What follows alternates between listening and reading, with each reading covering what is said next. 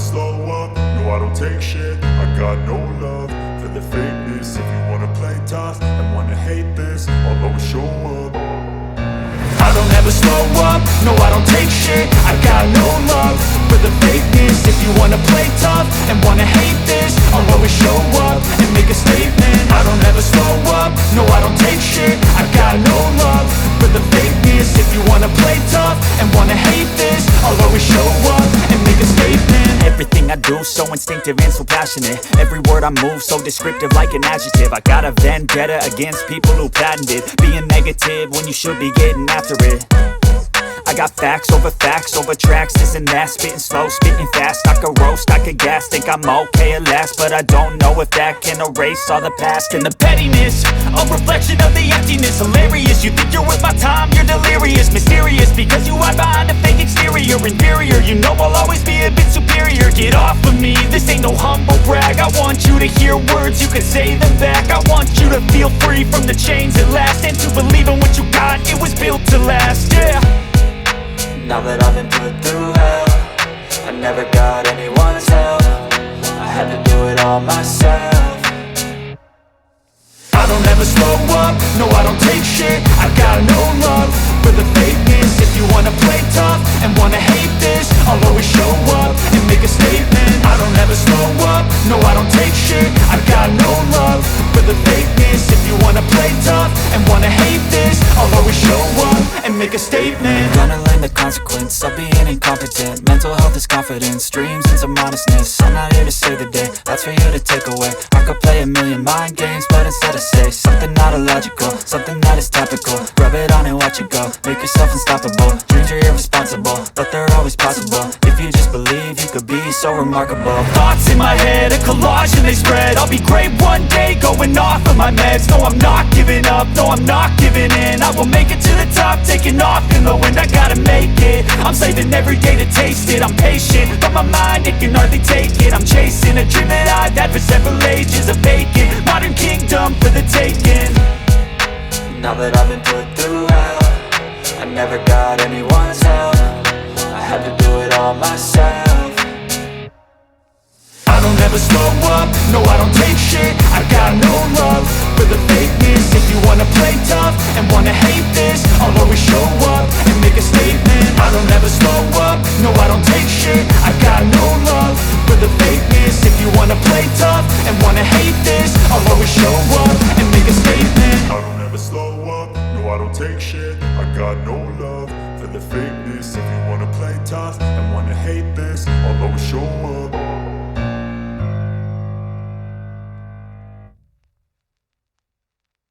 जो बाजार में लगभग गायब हो चुकी है, तो उसकी कीमत सामान्य मशरूम से कई गुना अधिक हो सकती है।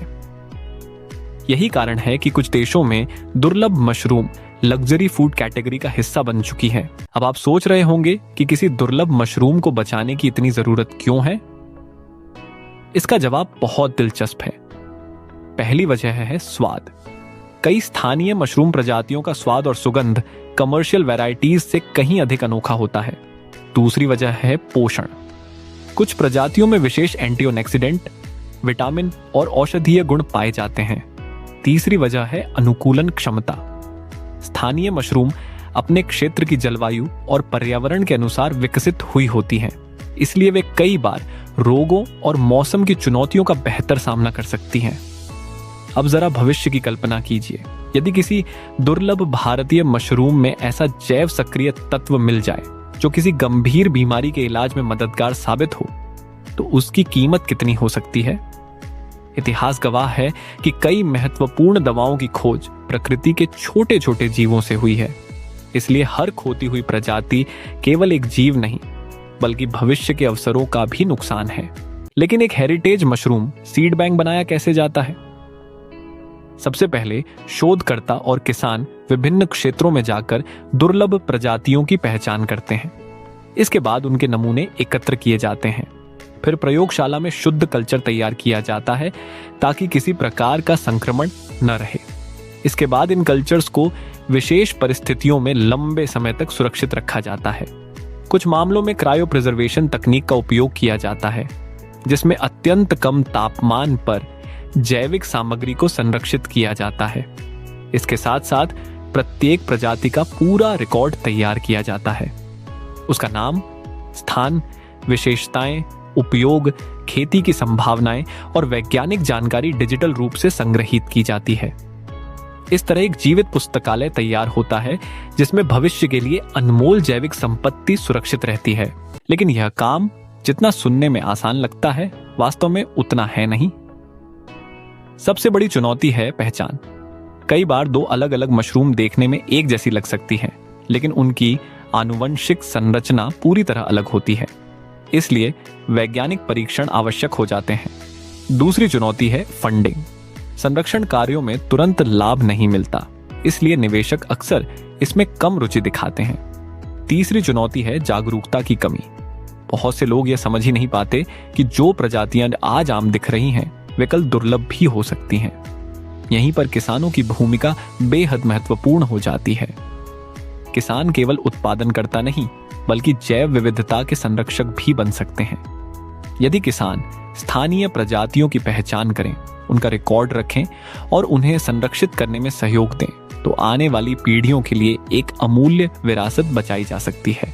अब एक रोचक प्रश्न, यदि आपको दो विकल्प दिए जाए, एक साधारण कमर्शियल मशरूम और दूसरी एक दुर्लभ स्थानीय मशरूम जिसकी बाजार कीमत 5 गुना अधिक है, तो आप किसे चुनेंगे? यही सोच आज दुनिया के कई शेफ और फूड उद्यमी अपना रहे हैं। वे ऐसे उत्पाद चाहते हैं जो कहानी के साथ आए, जिनका सांस्कृतिक महत्व हो और जो ग्राहकों को एक अनूठा अनुभव प्रदान करें। दुनिया के कई हिस्सों में जैव विविधता संरक्षण से किसानों की आय बढ़ी है।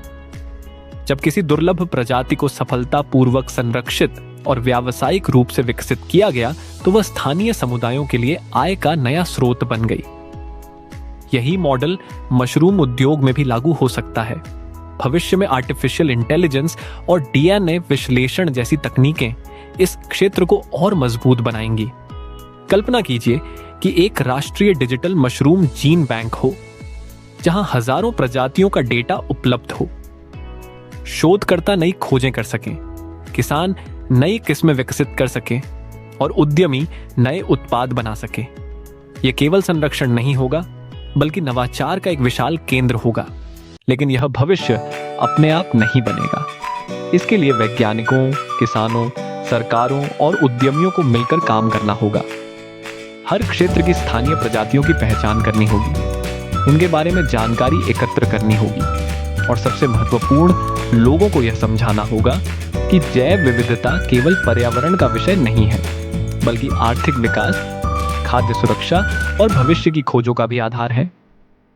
आज जब हम इस वीडियो के अंत में पहुंच रहे हैं, तो एक पल के लिए सोचिए, कहीं आपके आसपास भी ऐसी कोई स्थानीय मशरूम प्रजाति तो नहीं जो धीरे धीरे गायब हो रही हो सकता है कि वही प्रजाति भविष्य में किसी बड़ी खोज की कुंजी बन जाए। हो सकता है कि वही किसी किसान की जिंदगी बदल दे और हो सकता है कि वही हमारी प्राकृतिक विरासत का सबसे मूल्यवान हिस्सा हो।